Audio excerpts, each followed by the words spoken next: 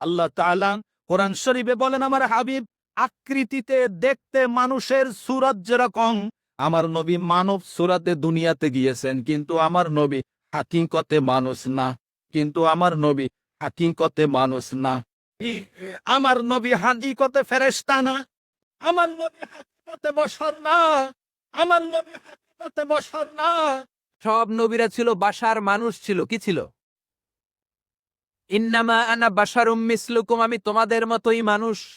বিশ্বনবী বলেন আমি তোমাদের মতোই মানুষ। বিশ্বনবী বলেন আমি তোমাদের মতোই মানুষ। বিশ্বনবী বলেন আমি তোমাদের মতোই মানুষ। পার্থক্য হলো ইউহা ইলাইয়া, আমার কাছে ওহী পাঠায় কে? নবীরা কি মানুষ ছিল না জিন ছিল? সবাই বলবেন মানুষ না জিন, মানুষ না ফেরেশতা। নবীরা অসুস্থ হতেন, নবীরা ব্যথা পেতেন, নবীরা বিপদে পড়তেন, নবীরা জন্মগ্রহণ করতেন দুই একজন নবী ছাড়া। আদম আলাইহিস সালামের মাও নাই, বাবাও নাই। ঈসা আলাইহিস সালাম মা আছে, বাবা নাই। বাকি সব নবী মায়ের পেট থেকে এসেছেন। চিল্লা এখন ঠিক কিনা?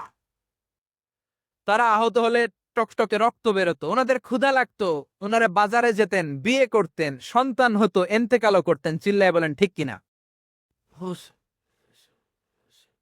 ওয়ামা মুহাম্মাদুন ইল্লা বাশারুম মিসলুকুম, মুহাম্মদ সাল্লাল্লাহু আলাইহি ওয়াসাল্লাম কেবল তোমাদের মতো একজন মানুষ। সূরা কাহাফ ১১০। হ্যাঁ, তিনি মানুষ, কিন্তু একই আয়াতের পরই আল্লাহ এক ভয়ানক বাস্তবতা দেখালেন। মানুষ হলেও ওহী তার উপর নাজিল হয়। মানুষ হলেও আল্লাহ তাকে নির্বাচিত করেছেন। মানুষ হলেও তার দায়িত্ব পৃথিবীর ভাগ্য পাল্টে দেওয়া। সাধারণ মানুষের সাথে এটা কি তুলনীয়? রসূল সাল্লাল্লাহু আলাইহি ওয়াসাল্লাম নিজেই বললেন, ইন্নী লাস্তু কাহাইয়াতিকুম, আমি তোমাদের মতো নই। সহি মুসলিম।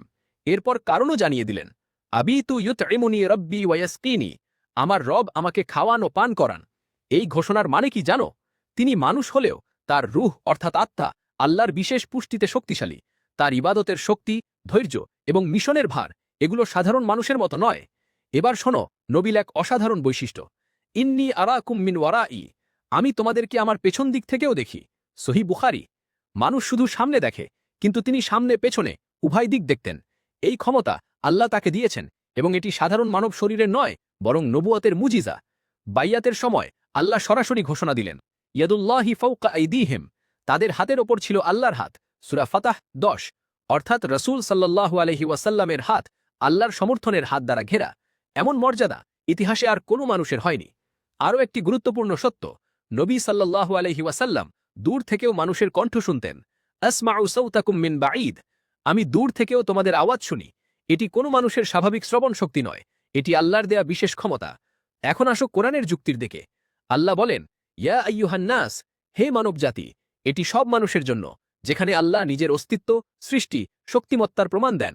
কিন্তু অন্যদিকে ইয়া আইয়ুহাল্লাযীনা আমানু, হে ঈমানদারগণ, এই ডাক মুমিনদের জন্য, এবং এতে রয়েছে আদব, শিষ্টাচার এবং আইন। এই আয়াতগুলো ৮৯ বার এসেছে, আর সবই মদিনায়, যেখানে নবীর প্রতি সম্মান, আনুগত্য এবং আদর্শ শেখানো হয়েছে। কোরআনে এক জায়গায় আল্লাহ বলেন, আজিবু লিল্লাহি ওয়ালির রাসূল, আল্লাহ ও রাসূলের আহ্বানে সাড়া দাও। এরপরই এক বচনে বলেন, ইদা দাআকুম, যখন তিনি তোমাদের ডাকেন। এখানে আহ্বানকারী দুইজন, কিন্তু ডাকদাতা একজন। কেন? কারণ আল্লাহ মানুষের সাথে কথা বলেন রাসূল সাল্লাল্লাহু আলাইহি ওয়াসাল্লামের মাধ্যমে। তাই আল্লাহ ও রাসূলের আহ্বান একই সূত্রে গাঁথা। আরেকটি আয়াত অত্যন্ত গুরুত্বপূর্ণ, লা তাকুনু রাঈনা, রাসূলকে রায়না বলে ডেকো না। সূরা বাকারা ১০৪। কারণ শব্দটিতে সামান্য অসম্মানের আভাস ছিল। যে বাক্য সামান্য অসম্মান তৈরি করে, আল্লাহ সেটিও নিষিদ্ধ করেছেন। এতেই বোঝা যায় নবীর মর্যাদা কত উচ্চ। এখন ইতিহাসের দিকে তাকাও। এত বড় সাম্রাজ্য রোম পারস্যকে চ্যালেঞ্জ করে একজন মানুষ কিভাবে মদিনার এক ছোট্ট ভূমি থেকে পৃথিবীর চেহারা পাল্টে দিলেন। একজন সাধারণ মানুষ কিভাবে সবচেয়ে কঠিন যুদ্ধ, সবচেয়ে নিষ্ঠুর নির্যাতন, সবচেয়ে কঠোর অভাব সব মোকাবিলা করে জয়ী হলেন। যেটা কোনো মানুষ একা পারবে না, সেখানে তিনি সফল হলেন, কারণ আল্লাহ তাকে সাহায্য করেছেন।